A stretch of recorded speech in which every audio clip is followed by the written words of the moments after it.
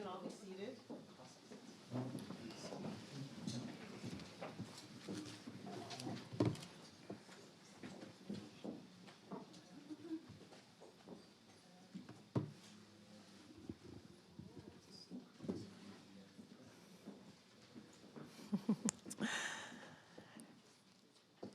There is a celebrity in the house.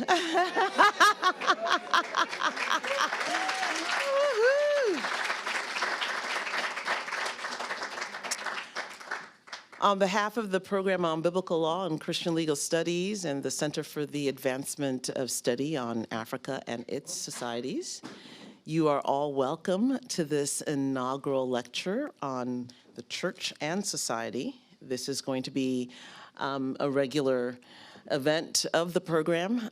We are delighted that you are all here, and really especially delighted to see so many lovers of Africa, so many lovers of God, so many lovers of just advancement and human welfare. So we're going to start today. As you know, we have a full week of activities, and there will be a lecture on Thursday as well. We thought, since we were blessed enough to get the apostle here to Harvard, we were just going to max him out. That's the plan, is to max him out. I don't know where all of the members of Koinonia and all of the, I think I listened to a sermon where you said, don't be a follower, be a disciple, you know? So all the followers and disciples, we are going to maybe hold him here at Harvard. We might have to do that. We might have to do that. This afternoon, we will be listening to a lecture on the role of faith and religious identification in the socioeconomic development of Africa. We are on this campus really hungry and committed to Africa's development and Africa's well-being. And we thought it was important and in many ways prophetic to begin the serious discussion of Africa's future, including looking at its past, with an inaugural lecture on church and society. This is a lecture that we have involved the Divinity School, Professor Olupona, who's here, who is the chair of African and African American Studies, and of course the law school, the School of Education, and indeed the business school. This afternoon, our moderator and facilitator will be Mr. Derek Ebeha. Mr. Ebeha is a senior economist at the Central Bank of Nigeria with over a decade of research in economic development, digital currencies, those of you who are watching all of the currency snafus in Africa, and working with the external sector. He is passionate about poverty alleviation, particularly for women and youth. Mr. Ebeha extends his impact by serving on the boards of multiple non-governmental organizations, foundations, and organizations dedicated to driving initiatives that advance the cause of welfare for the poor and for women and youth. He's been recognized for his strategic thinking and transformative leadership. He was honored with the 2024 Outstanding Leadership Award for his unwavering commitment to creating inclusive learning environments that empower young people, that foster creativity, and cultivate a sense of belonging. Mr. Ebeha is a World Bank scholar, and he is an advocate for sustainable international development. He is currently obtaining even another advanced certification at Brown University. He is an affiliate here with many of the programs here at Harvard University, and his impact is not only to show his love for God by advancing impactful, strategic, and sustainable initiatives, but to see the consequences of those initiatives in this generation. So if you are a student here at Harvard studying Africa and studying African development, you are in the right place. I'm also going to introduce Professor Olupona. Professor Jacob Olupona is our distinguished faculty member here at Harvard University. He is our senior Africanist on the faculty. He is both appointed at the Harvard Divinity School and at the Faculty of Arts and Science. Many of us are here today because of his unwavering commitment that Africa must be a place of serious research and quality work here at Harvard Law School, that if we're going to raise new generations of leaders on the continent, we have to begin here with the work that is done here. Professor Olupona is currently the chair of the African and African Studies Department. He is a prolific scholar of religion in Africa. He has mentored and supervised many PhD students. He is a father, a grandfather, a mentor, and an undying commitment to the work of Africa here at Harvard. We are so grateful to you, sir. Thank you for your leadership and thank you for being here. He and Apostle Selman will be having a fireside chat with Mr. Beheb, facilitating and moderating right after Apostle Selman's lecture. So I will ask Mr. Beheb to come and introduce our esteemed, treasured, and honored guest.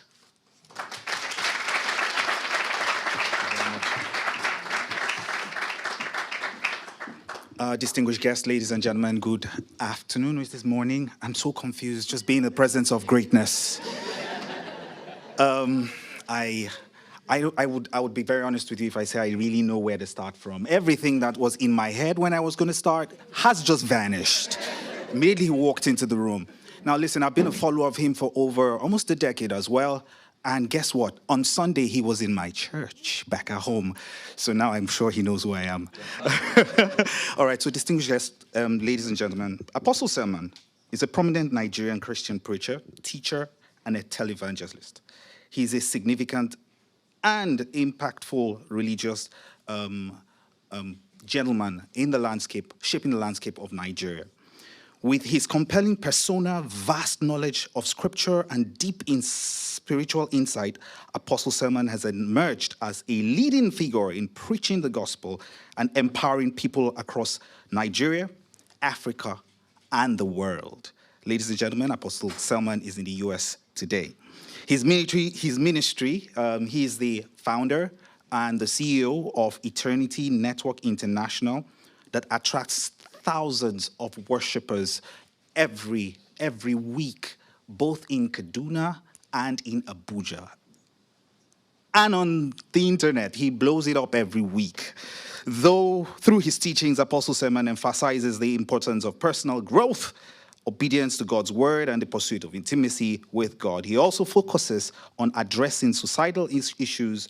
Apostle Selman influence extends beyond religious circles.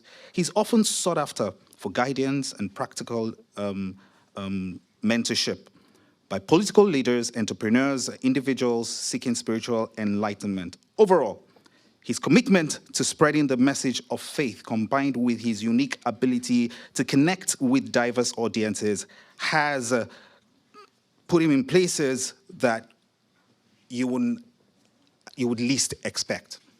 Distinguished guests, ladies and gentlemen, here in Harvard, so you're going to make sure we do this very well, going to speak very shortly about the role of religion in a resilient society, lessons from Africa's development journey, is the one and only, very distinguished Apostle Joshua Selman. Please make him feel very welcome.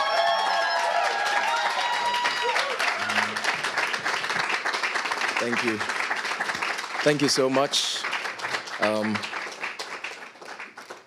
Greetings. Good afternoon, everybody. Thank you so much. Please be seated. Please be seated. I'm honored to be here and to be delivering this lecture. For those of you who do not know me, my name is Joshua Selman, and I lead a faith-based organization that is involved with matters of faith and spirituality, leadership, and human capital development, also involved in matters that have to do with national transformation. And so I'm going to be teaching very shortly. My lecture is on the role of faith and religious identification in the socioeconomic development of Africa. By the way, thank you so much for the invite. Thank you, Prof. and your team. Truly honored to be here once again. The objective, this lecture examines the historical background and the influence of faith, spirituality, and religious identification on the African continent, focusing on its socio-economic contributions with a view to determining if faith and spirituality still holds relevance in today's world, particularly the contemporary sub-Saharan Africa. The discussion seeks to highlight ways in which faith and religion has positively impacted and shaped the moral and socioeconomic fabric of Africa as a continent. For this lecture, the role of Christianity as a faith practice will be the case study in most instances, and as such, will have greater emphasis through the discourse. Introduction. From time immemorial, man has demonstrated, and please let me ask that you lend me your attention. This, I think, is a very thought-provoking perspective, and I plead that we follow together. Man has demonstrated an inherent passion, drive, desire for connection and relationships.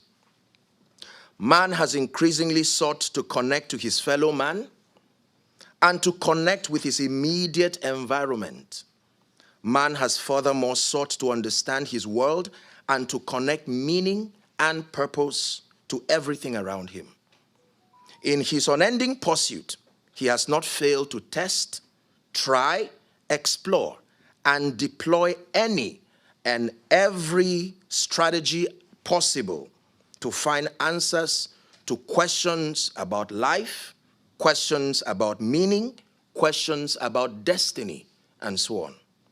Spirituality, religion, and matters of faith in all its ramifications seem to have successfully proposed answers to these questions and to bring a resolve to man's confusion about himself and his world. Thus, the strong grip on faith, therefore, spirituality and religion has become to many, especially within the continent of Africa, what an anchor is to a sailor in the midst of a boisterous storm. Christianity in Africa, a historical background. The spread of Christianity in Africa is a historical process that has attracted a lot of scholarly attention. According to Shively, the introduction of Christianity in Africa began in the first half of the 1st century. The apostle of Christ, Philip, paid a visit to the Ethiopian eunuch, and as a result of the visit, in addition to a series of events that followed, the Ethiopian Orthodox Church was created in Ethiopia. Christianity continued to spread, and by 345, there were about 16 bishoprics in existence in Africa. Traditional interpretations attribute the progression of Christian missions in Africa to the missionary projects in European countries like France and England. According to this scholarly view, the birth of Christianity in Africa is credited to the colonial missionary activities of the imperial powers on the African continent. French missionaries concentrated on the West Africa with specific focus on countries like Senegal and Mali. And by 1839, almost the whole population of Senegal had converted to Christianity at the pressure of the French government. The English missionary movement was focused in South Africa, where the Missionaries' Journey Society, the Missionaries Society of England, my apologies, had begun to work in 1818. However, recent historical researches have challenged these religious and presumably Eurocentric views of the history of Christianity in Africa. Scholars like Robert Cash have examined evidences available and have agreed to the existence of Christianity and Christian practices in ancient Africa, especially the existence of the Christian Nubian kingdoms in modern Sudan, and have concluded that early missionary activities were not the basis for the birth and even the progression of Christianity in Africa. Instead, these works have shown that the process of Christianization in Africa was indeed indigenous, and African church fathers or leaders played significant roles in the development of Christianity in Africa. Great scholars like Dr. Kwame Bediako, the director of the Akrofi Christella Memorial Center for Missiological Research, has argued in his works that the African church and the African practices has an old history, and that history has its roots in the first century of the Christian era, through which the African church has gone through different stages of development and changes. Generally speaking, through the lens of organized history, Christianity arrived in North Africa in the 1st or early 2nd century AD. The Christian communities in North Africa were among the earliest in the world. Legend has it that Christianity was brought from Jerusalem to Alexandria on the Egyptian coast by Mark, one of the 4 evangelists, in 60 AD. This was around the same time, or possibly before, Christianity spread to Northern Europe. Once in North Africa, Christianity spread slowly west from Alexandria and east to Ethiopia. Through North Africa, Christianity was embraced as a religion of dissent against the expanding Roman Empire. In the 4th century AD, the Ethiopian king Ezana made Christianity the kingdom's official religion. In 312, Emperor Constantine made Christianity the official religion of the Roman Empire.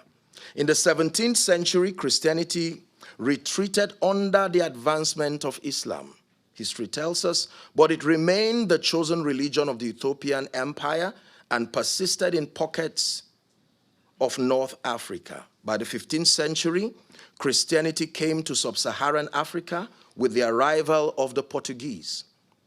In the south of the continent, the Dutch laid the foundation for and founded the Dutch Reformed Church in 1652.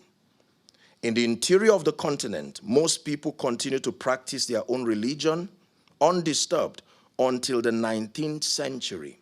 At that time, Christian mission programs to Africa increased, driven by the anti-slavery crusade and the interest of Europeans in colonizing Africa. However, where people had already converted to Islam, Christianity as a practice had little success. Christianity grew from then and through the years that would follow to become an agent of great change in Africa. It destabilized the then status quo, bringing new opportunities to some and undermining the power of others. With the Christian missions came education, literacy, and hope for the disadvantaged, among other benefits.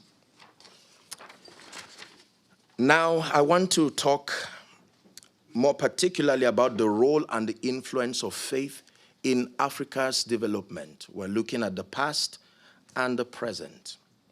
Through the years, faith and religion have been seen to be forces of both good and evil, contributing significantly to the socioeconomic development of Africa, but sadly, and I say this with sadness, leading to many other negative issues across the continent. Nonetheless, let's consider the role of Christianity as a case study in the development of the African continent. These considerations will be made against the backdrop of 4 factors. Number 1, educational advancement. 2nd, healthcare. 3, economic empowerment. And finally, promotion of peace and religious tolerance. Education and literacy programs. Many faith-based organizations of African descent have been increasingly active in the area of education and secular enlightenment. In addition to their core spiritual activities, various churches and faith-based organizations have been involved in educational initiatives such as the building of schools, colleges, the awards of scholarships to both deserving and undeserving individuals all over the continent. Nigeria, as a case study, is a religiously diverse country, home to some between 200 and 400 different ethno-linguistic tribes, predominantly made of Christians, Muslims, and then many who are of the Trado-African practices. Except for the southwest in Nigeria, which has a large population of Christians, Muslims, and indigenous African religions, the southern regions are predominantly Christians. Now I'm looking at Nigeria as a case study. Islam is widely practiced by the Hausa Fulani in the northern areas, being the dominant faith practice, whereas Christianity is practiced by numerous minority ethnic groups in the same region. This diversity can also be found in higher institutions of learning, as religious organizations control many private institutions. Christian groups own the most well-known and prestigious private educational institutions in Nigeria, extending to the continent of Africa. Among these institutions, using the universities as a case study, are the Afe Babalola University, the Babcock University, which is owned by the Seventh-day Adventist Church, Covenant and Landmark University, owned by the Living Faith Church, the Bowen University, which is owned by the Nigerian Baptist Convention, Redeemer University, owned by the Redeemed Christian Church of God, the Joseph Ayo Babalola University, which is owned by the Christ Apostolic Church. Other faith-based universities include the Crawford University, which is owned by the Apostolic Faith Missions, and then the Mountaintop University, owned by the Mountain of Fire and Miracle Ministries, Madonna University, owned by the Catholic Church, and last in this list, the Ajayi Crowther University, which is owned by the Anglican Communion. These are among many other educational institutions and have altogether contributed immensely to the growth and the development of Nigeria and, by extension, Africa, especially sub-Saharan Africa, through their various programs. The church has always seen education as a critical cornerstone in the process of eradicating poverty and ignorance, and thus, it has not only initiated the establishment of educational facilities, but has also come up with measures to reach the unreached and the needy in the various places where illiteracy and poverty is rampant. Most of the faith-based schools are found in remote areas where the government has not been able to establish schools. These church schools are aimed at ensuring that the most marginalized people have access to quality and affordable education. The church has established various levels of educational facilities in different countries to aid learning and drive the campaign for literacy, especially in rural Africa. The educated population that has gone through these church-founded institutions have been and remain instrumental in the whole process of Africa's economic development. How true. Our second thought, healthcare and social services. According to a World Health Organization report, you may want to listen to this, about 60% of healthcare delivery in Africa is orchestrated by the church and or faith-based platforms. This is substantial in the backdrop of the fact that public health provision is hampered by weak governance, management flaws, and limited financing. In general, African governments allocate arguably less than 10% of their budgets to healthcare, and as such, the health sector is characterized by a short supply of health workers, depleted and dysfunctional health systems, limited availability of essential drugs, and poor health infrastructures. I come from the northern part of Nigeria, and I can tell you that these are not just theoretical statements. It's unfortunate when you get to some of these areas in Nigeria for a case study. I've traveled quite extensively across the African continent, and I've been met with very disappointing expressions of pain and, health issues, even across many supposedly cosmopolitan cities. Healthcare in Africa still remains a very serious issue, even among the organized African societies. In this difficult and challenging setting, church health services have dominated the provision of healthcare across the continent. Apart from missionary health facilities, the church has continued to play an invaluable role in offering preventive and curative medical services, particularly the local communities. The church has made significant contributions towards the primary healthcare program, such as provision of basic packages of health services to rural and underserved communities, assisting communities to develop and implement locally relevant and sustainable health programs, and ensuring access to health services for the most vulnerable and marginalized groups. The church health services have put more emphasis on the most rural and isolated communities where no other healthcare provider exists.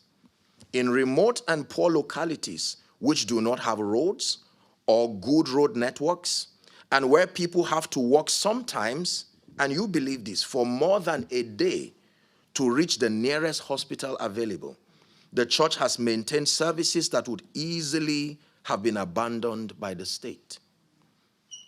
This has not only served to bridge the gap in healthcare delivery, but also demonstrated the church's strong presence in uplifting the standard of such communities.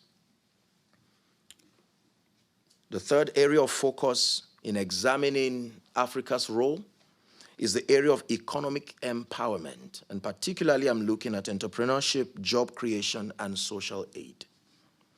The church has increasingly engaged in Africa's economic and social development by providing various supports and value-adding economic empowerment services for the well-being of the African people. For example, the church has been involved in giving both spiritual support and material contribution to the poor, the needy, and the less privileged within their churches and communities.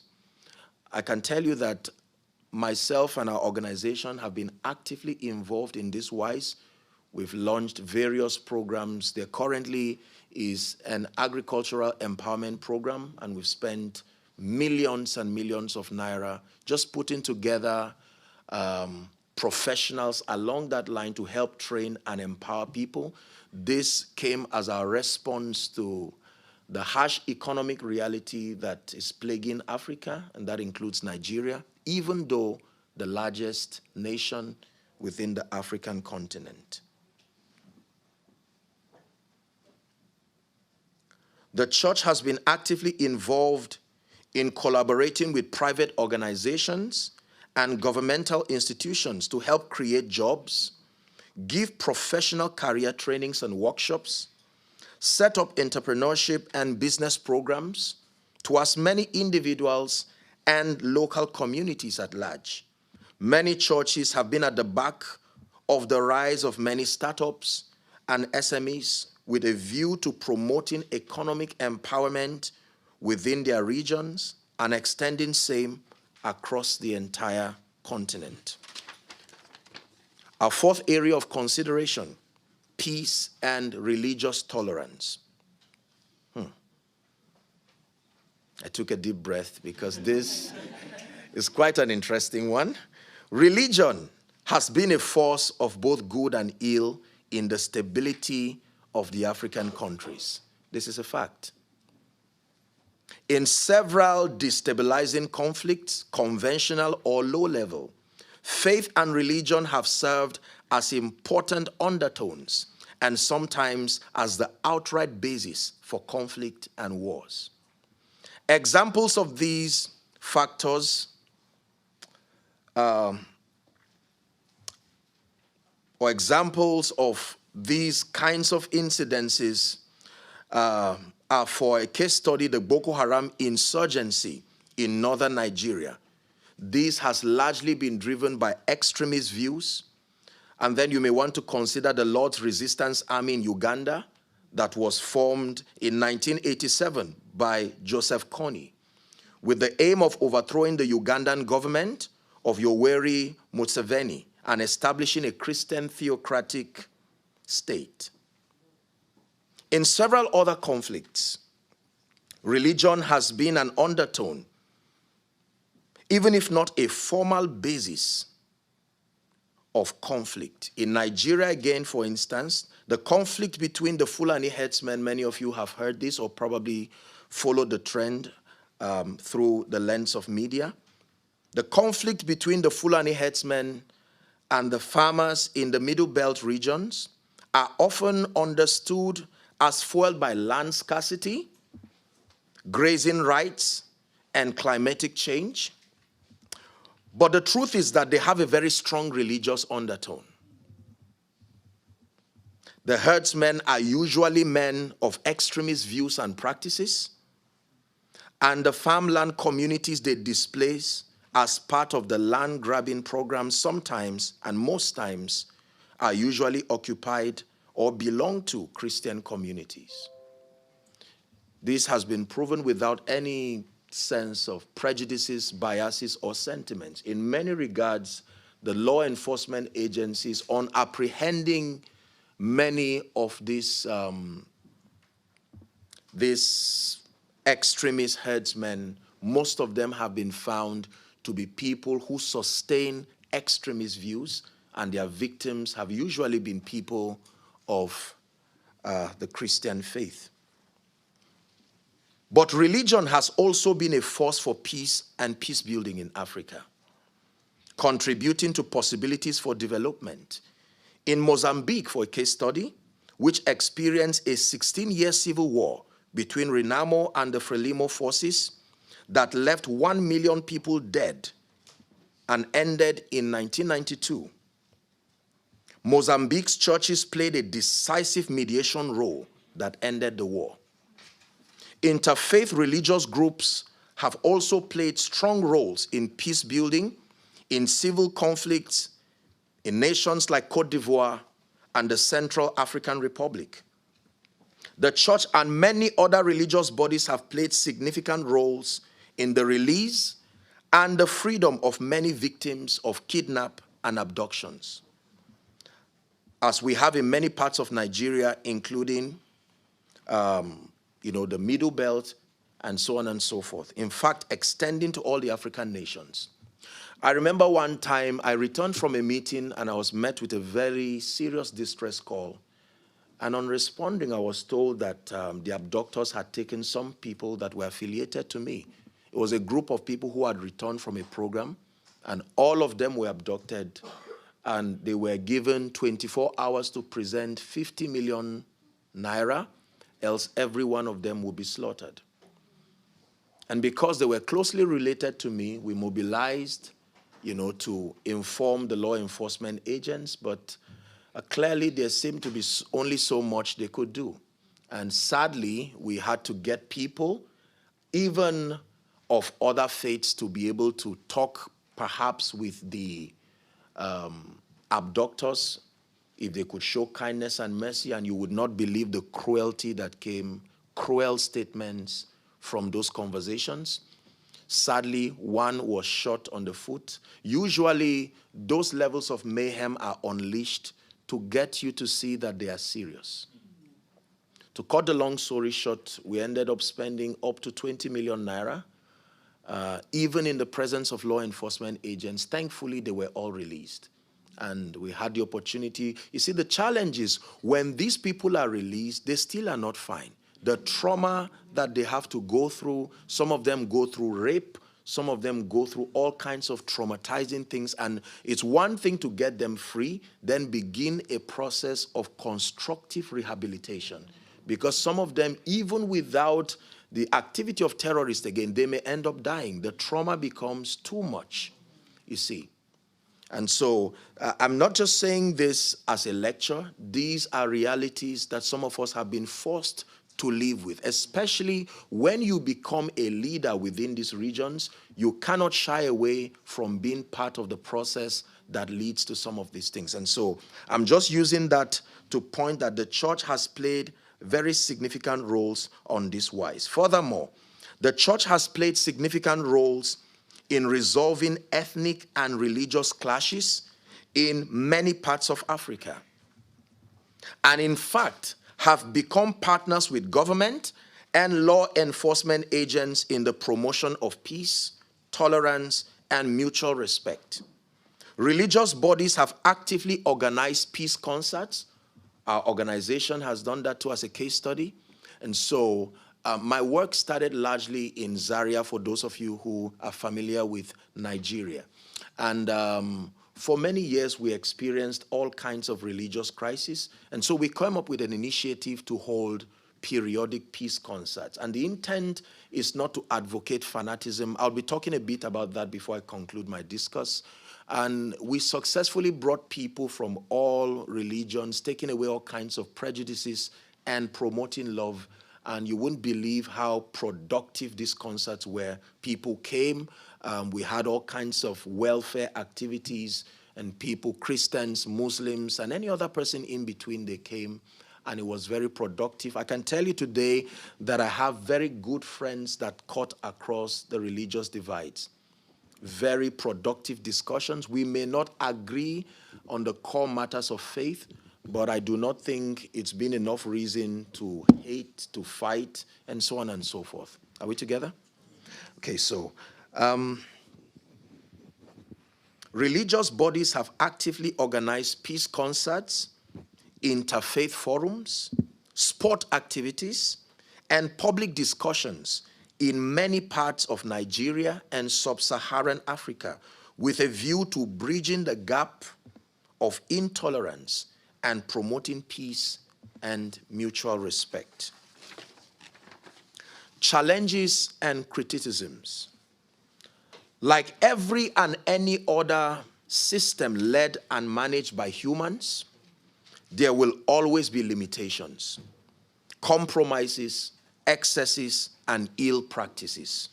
Faith, spirituality, and religion has had its share of the aforementioned challenges. This has led to criticisms from various quarters and strong reservations as to the overall relevance and practice of faith in our contemporary society today. There is still a lot of growth and improvement, truly, that needs to be brought to the current context of faith and spirituality, particularly in sub-Saharan Africa.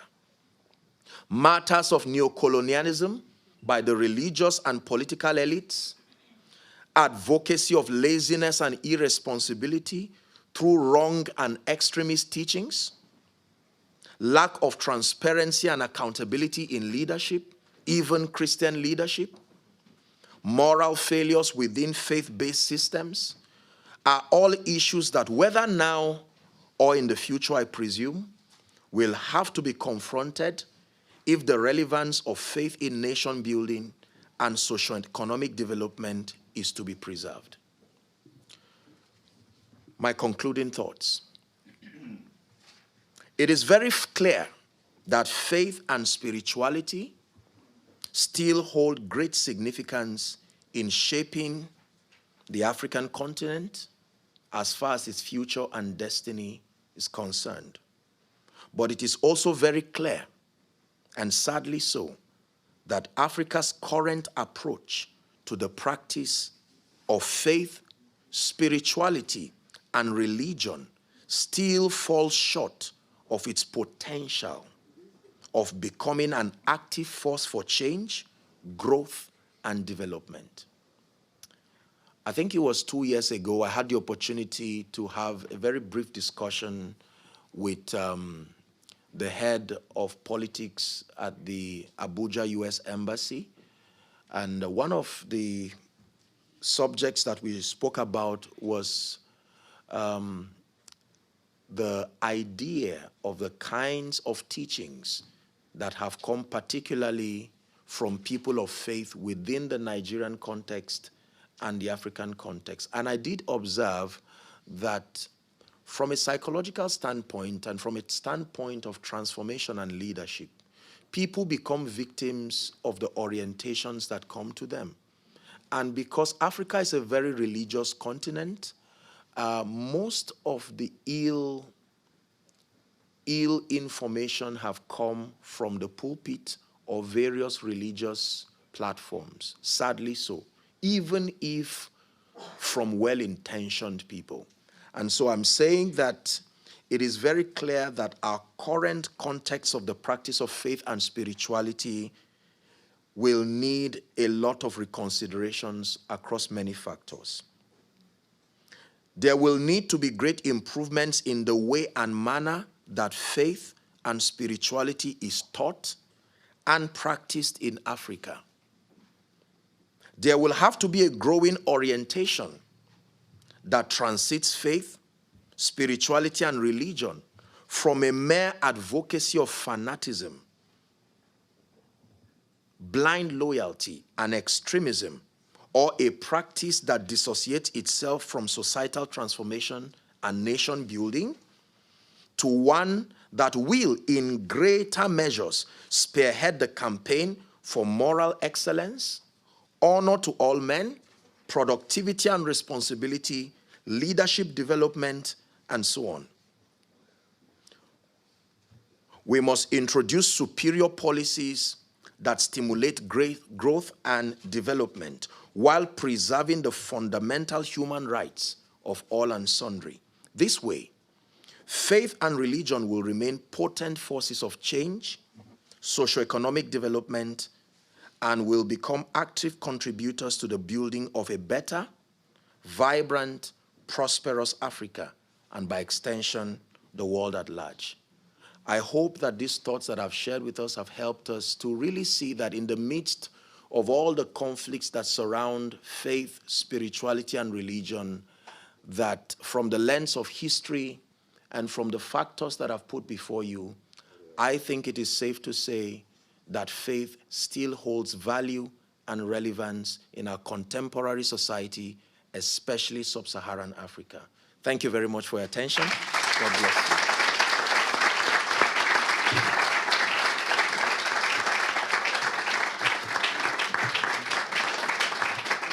Come on, ladies and gentlemen, that was Apostle Joshua Selman. Can we make that round of applause more? Thank you very much. Thank you very much. We may now have our seats. Okay, so I know that we're going to have a lot of questions to ask. So can we just put your thoughts together, make it very brief. If I tap my microphone, it means that your question is getting too long. All right, so put that together and think it through. So we can give enough people the opportunity to speak. Ladies and gentlemen, Apostle Selman has walked us through the interconnectedness of man and the relationships and linkages that man has shown over the period. He also exposed us to the history of religion, history of faith in Africa. Some things I had never heard, even though I'm a development student. And then he went on to look at Christianity, faith, and religion, and picked on 3 poignant points where it has actually, where they have played significant roles.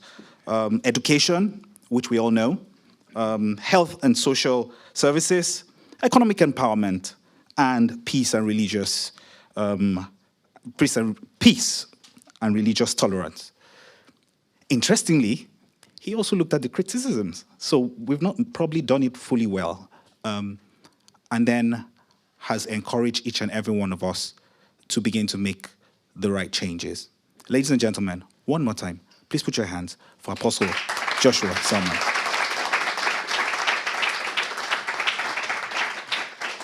Okay, so we're going to be having a very quick fire chat. I will try not to throw the first shot, but I probably have to. And I'll try to be very gentle, sir. But sitting with Apostle Selman, Professor is not so bad. Yeah, it's not so bad. Okay, is Professor Olupano. His credentials are, I'll take another 10 minutes to go through that, so permit me not to. He will be hearing the thoughts from both of them. First shot, and I'm going to look away from my notes. When we look at the growth of Christianity and the growth of the development growth of various continents, the three continents that has shown significant growth in religion and in Christianity, Latin America, Asia, and Africa. But the growth in religion in these continents and the economic growth in the continents are quite not matching. So I'm just wondering, do you have a thought on why religion is growing in Latin America and economic growth is on the increase? Why it's the same with Asia? Asia is, of course, more bludgeoning than the rest of them. And then Africa is not doing so well. Are we missing it somewhere? What are we doing wrong? And what role has religion got to play with it? Over to you, sir.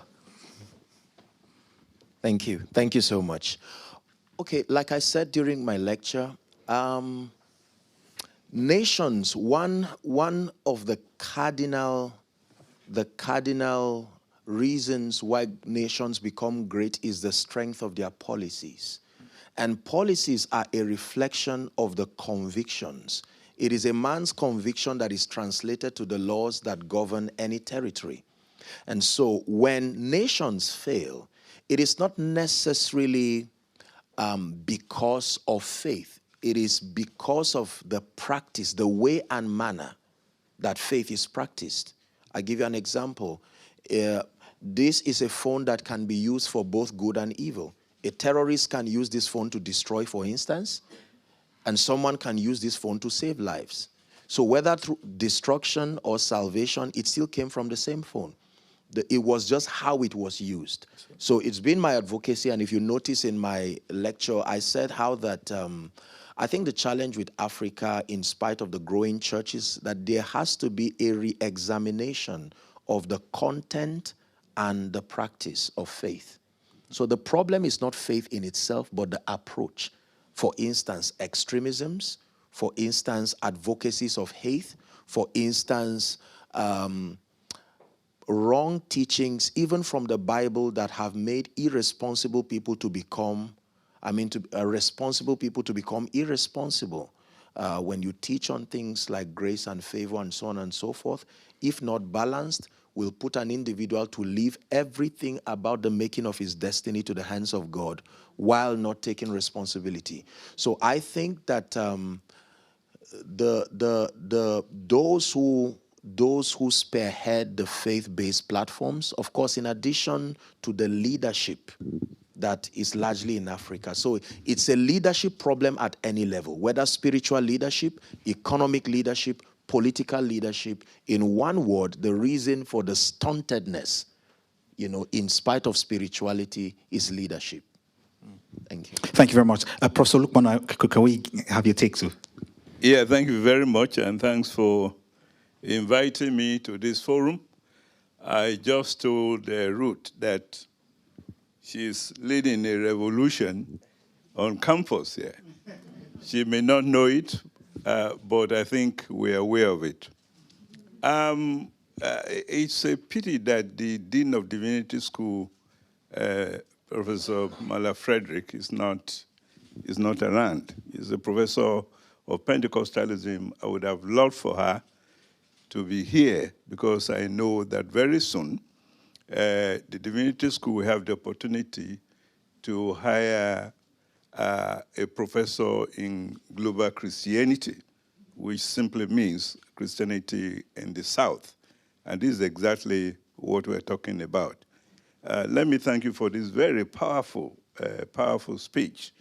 The last time we had a Nigerian to give such a lecture here was the Sultan of Sokoto, who gave what they call the Jodidi lecture at the Weatherhead Center. We will surely bring you back. That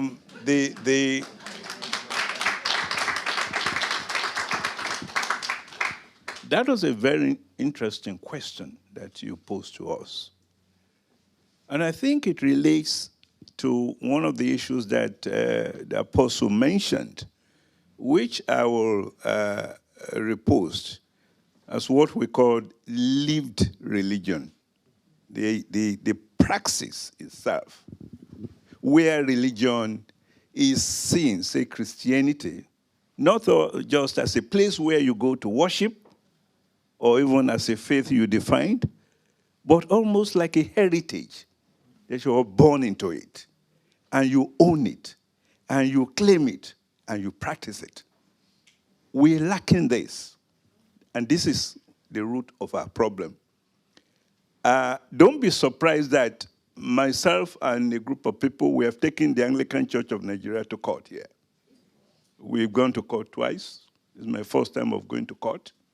But we have to to defend the faith, to defend Christianity, Nigerian Christianity in America from, cash and carry Christianity.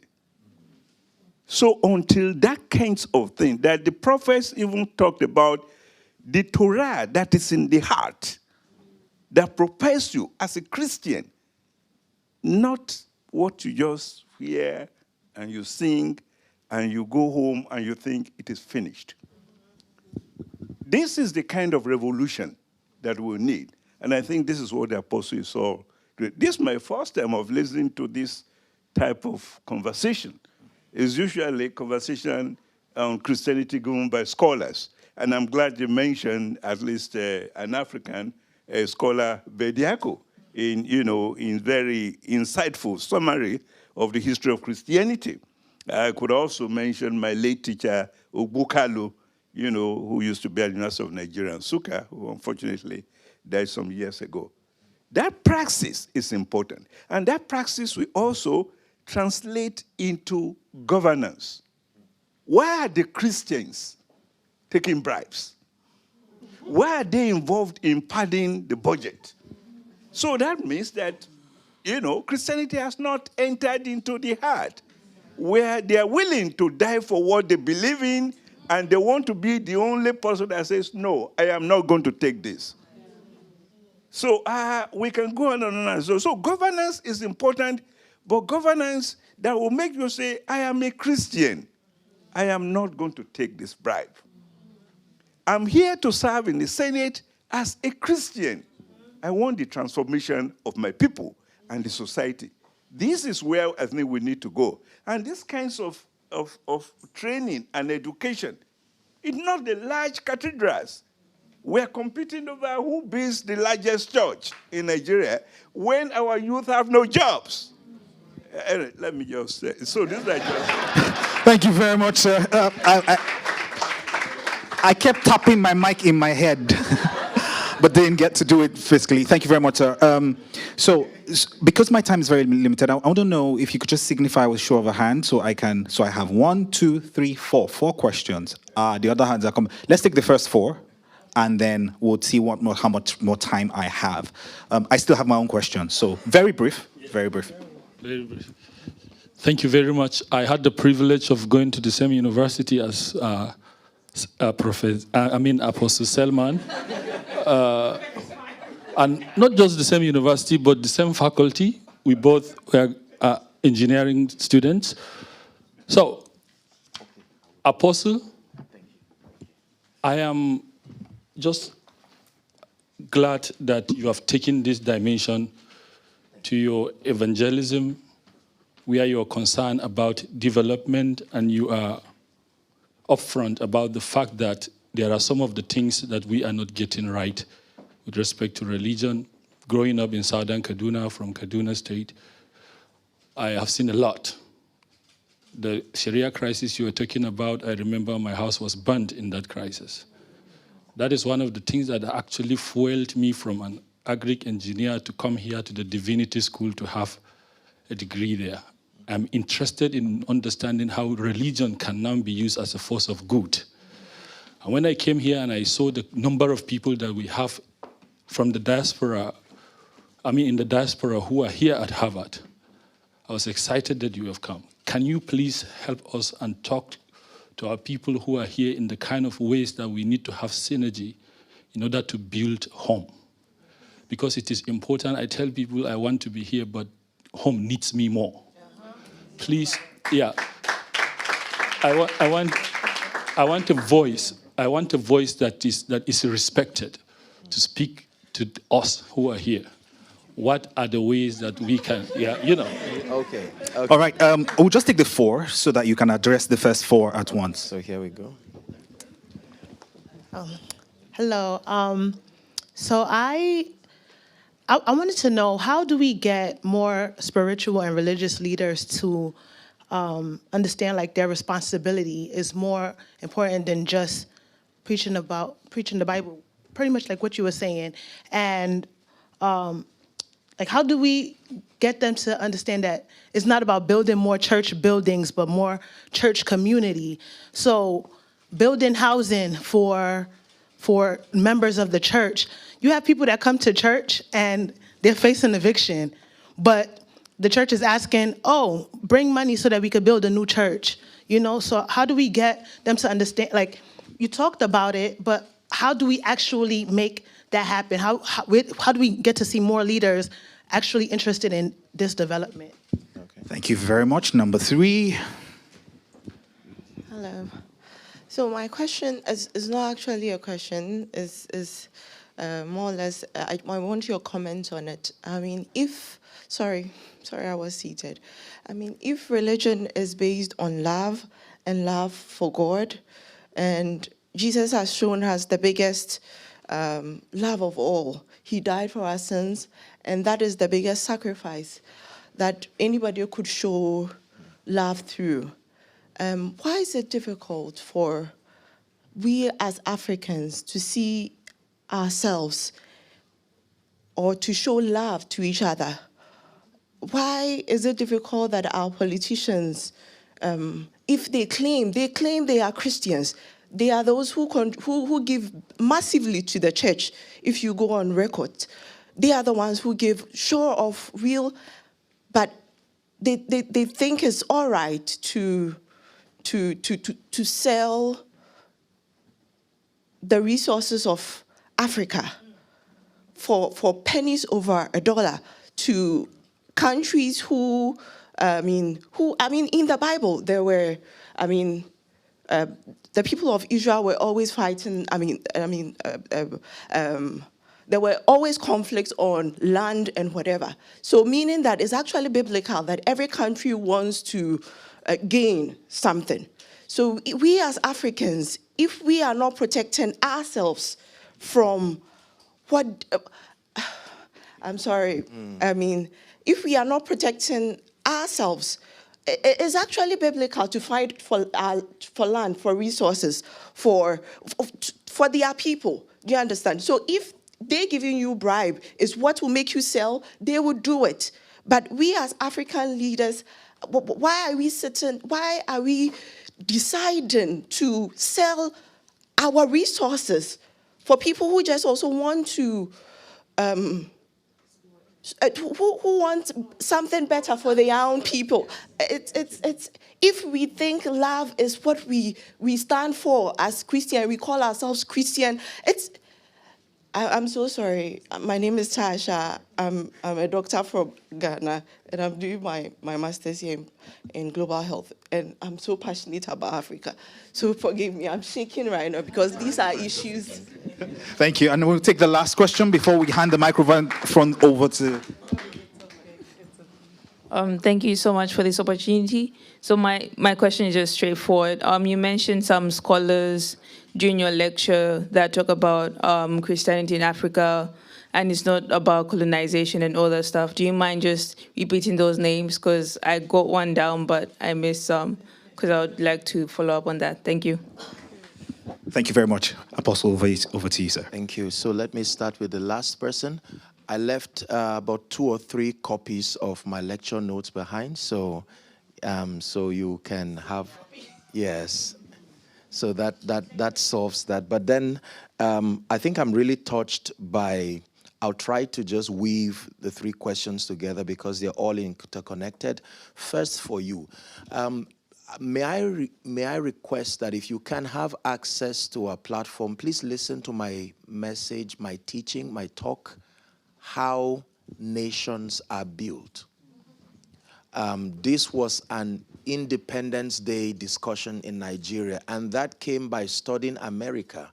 I took a study on America to know why America is America, and I came up with about 5 to 6 factors. Number 1 being the strength and the quality of the policies. Every nation is as powerful as the policies they build and allow to find expression. And policies don't fall from heaven, if for want of word. Policies are a reflection of the understanding, the orientation, and the conviction of a people. What you believe in is what is translated into law and governs your environment. And so for the gentleman asking the question, I think the first key to creating any change is to become the example of what you want to advocate.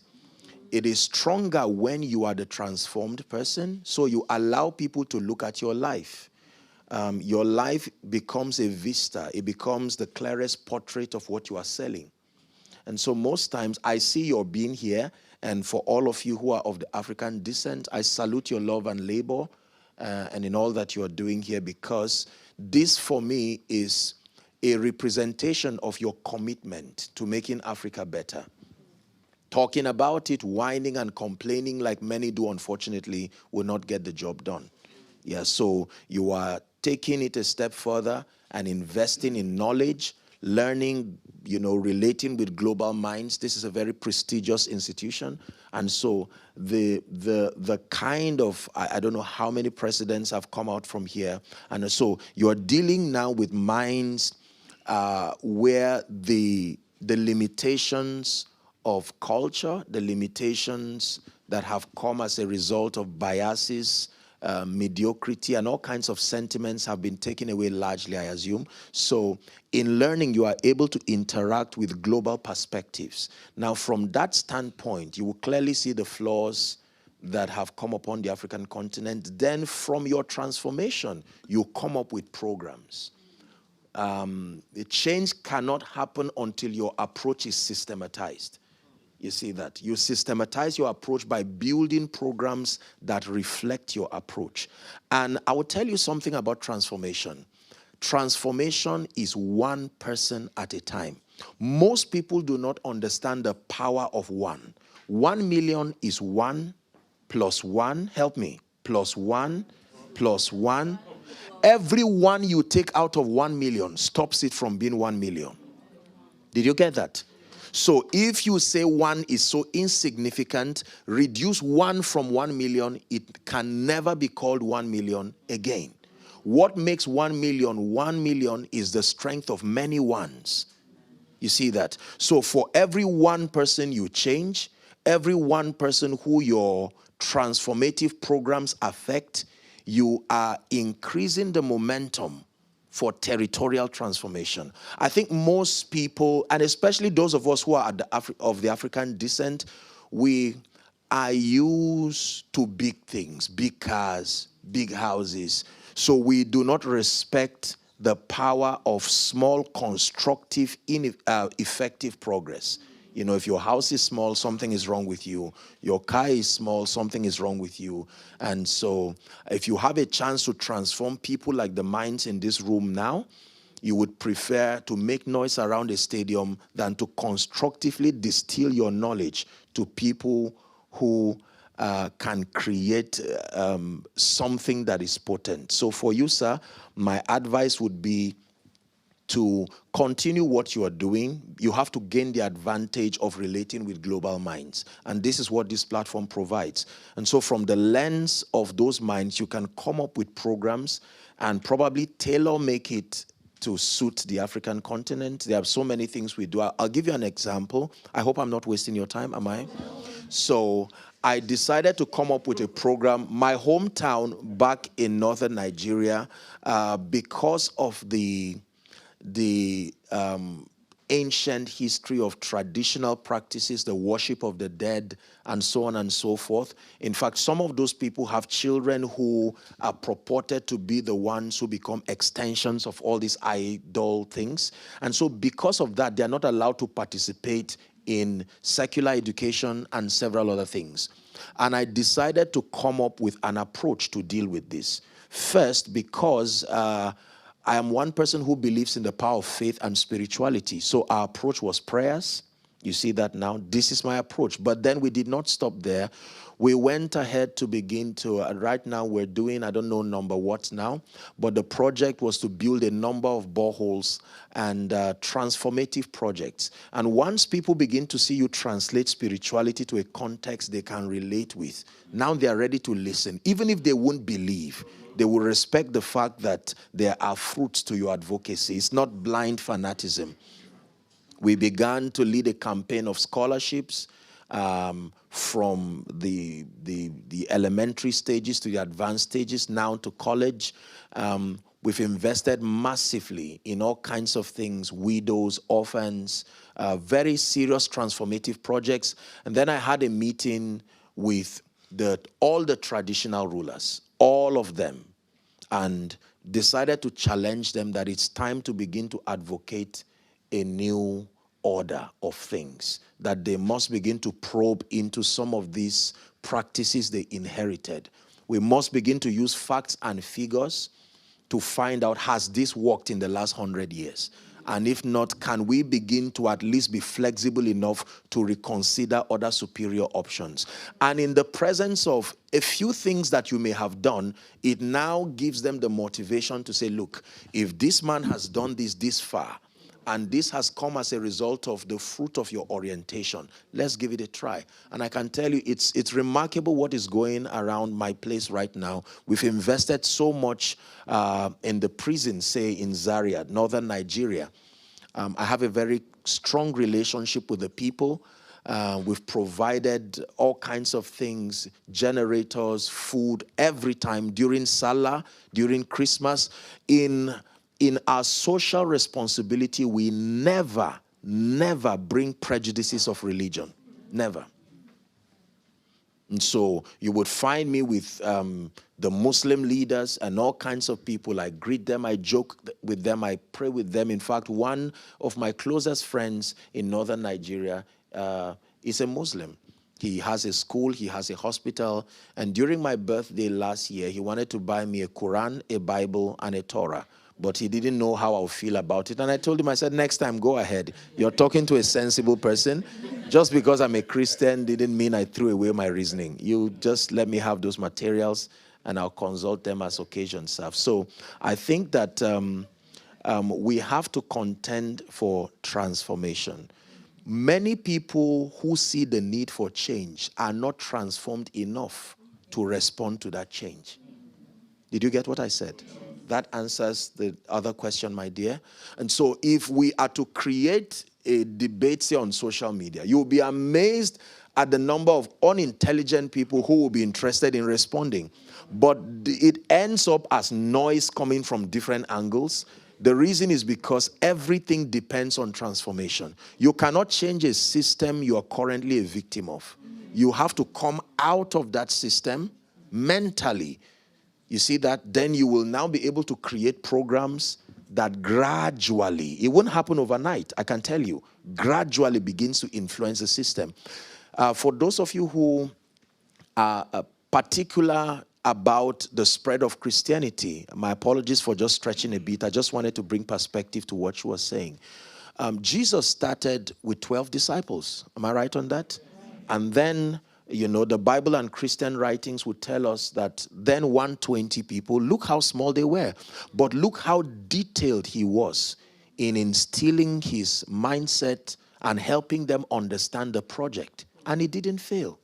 You see that now. So imagine that he tried to do that to the 5,000 he fed. He only fed them and let them go home. But when it had to do with building people who advocate his ideas, he took time. Even when he resurrected, he said, look, leave my resurrection, get together, I need to talk to you. And he spent 40 more days helping them. So I think that that is the idea that we must have. Everyone who participated in this lecture and this talk, you must believe that you're not just a number in the midst of many. Until you see yourself as an advocate that can bring change. Remember my example of 1,000,001? So you are one, but you are a significant one. Do you know why? Because you are one who is in an ongoing process of constructive transformation. This is what makes one person to be as strong as a nation. Nations were changed by many, but they were changed by one. South Africa was changed by many, but changed by one. Great people like Mahatma Gandhi and, and all of the people who have advocated social transformations. They didn't do it alone, but they started it and they maintained the momentum. I hope I've been able to attempt these questions. Thank you very much, Prof.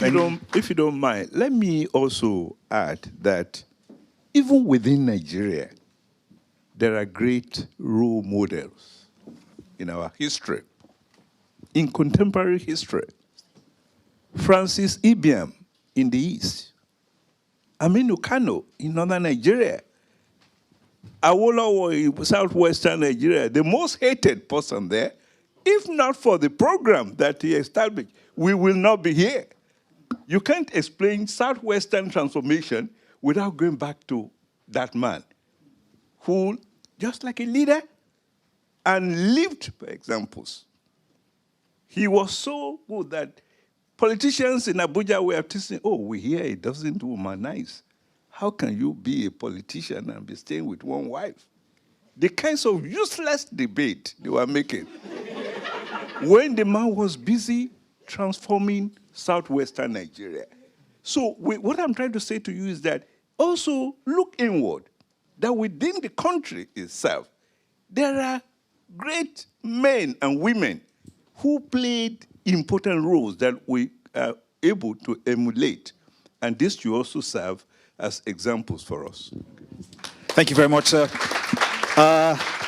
Distinguished guests, ladies and gentlemen, please, one more time, can we put our hands together for these very distinguished personalities? I didn't hear those round of applause. Thank you, thank you, thank you, thank you very much. I will crave your indulgence one more time before I leave the podium, and that is, and I know I'm going to be flogged for this, that's why I'm looking forward and not backwards. Look, she has had sleepless nights trying to put this together. I know no one is going to get the opportunity to give her a round of applause. So one more time for Professor Mrs. Okediji. Sit. No, sit.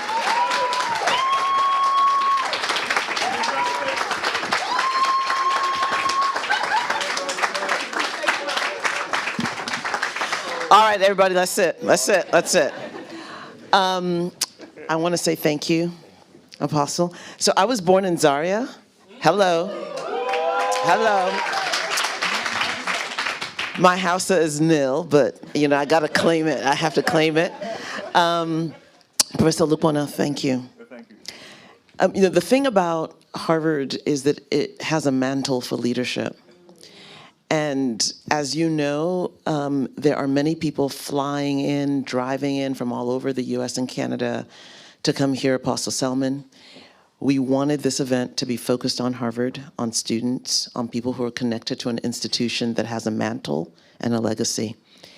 And so know that you are here by appointment and by assignment. And know that because that is the reality, you have a responsibility to your generation, to your community. It is not enough to hear, we must be doers. And so I really want to encourage you to sit. We are an academic institution, and so what do you do after class? You take your notes, and when you're studying for exams, you go over them. You distill, you take lessons that you can run with. There's a verse that I love. It says, write the vision, make it plain. so that people can read and run with it.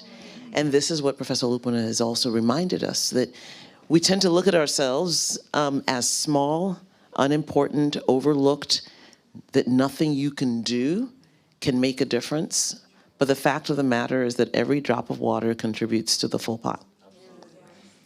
And I just loved you encouraging our young people, our young leaders in the making, leaders now, the power of one.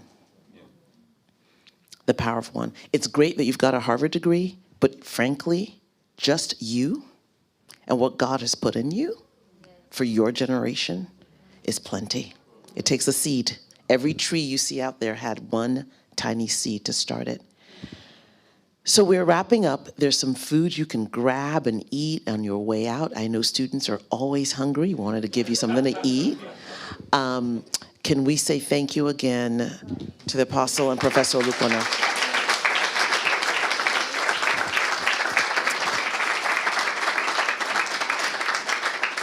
One last thing that I want to say to all of you. Everything Apostle Selman lectured on today is true about America. This is a church problem. It's a faith problem. And the same challenges that we are seeing and that Apostle Selman mentioned in the context of the Global South and Sub-Saharan Africa, we are seeing it in the US, in this land as well. And we don't have the time. We're going to bring him back for another lecture. But there is a global component to this call for leadership. And so as you are going about your studies and as you are thinking and praying and just yielding yourself to the gifts and the talents that you have, remember that as you begin here, that there are nations that are going to be affected by the power of one, and that one may just be you. Thank you for being with us today.